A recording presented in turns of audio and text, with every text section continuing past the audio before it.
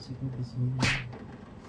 Halo teman-teman, balik lagi sama gua Bian. Oke, kemarin ini gua sempet nyari-nyari cara menduplikasi save audience di FB Ads ya.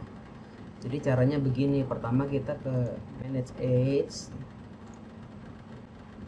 Ini Facebooknya lagi error, jadi pakai VPN. Tunggu sebentar. Terbuka, kita klik di 3 garis ini di sebelah kiri ya, 3 kiri Ads Manager.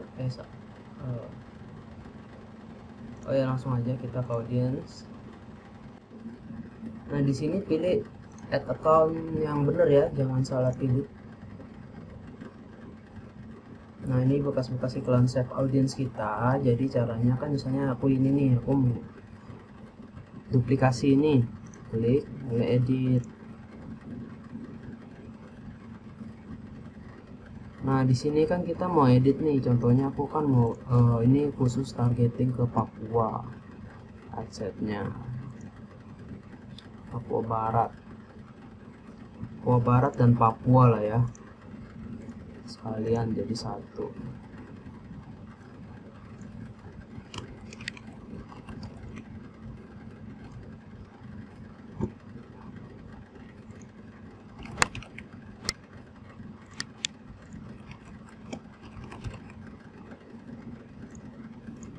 Oke, ini jangan lupa diganti people living in this location ya. Biasanya kalau defaultnya ini living and or recently in this location.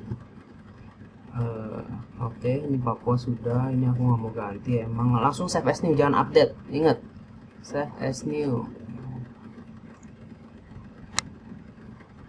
Save. Nah, di sini kita muncul kopinya di sini tuh. Kalau kenapa dia tulisannya copy, kita tinggal edit lagi. Edit, kita hapus kopinya. Nah di sini boleh kita update. Begitu deh cara copy save audience. Soalnya kadang bingung kita. Kemarin itu aku sempat bingung, jadi mau pilih audience tapi aku malah update terus. Nah ternyata bisa diedit di sini, kita bisa duplikasikan di sini. Jadi nanti kita tinggal duplikasi, bikin ini aja sih.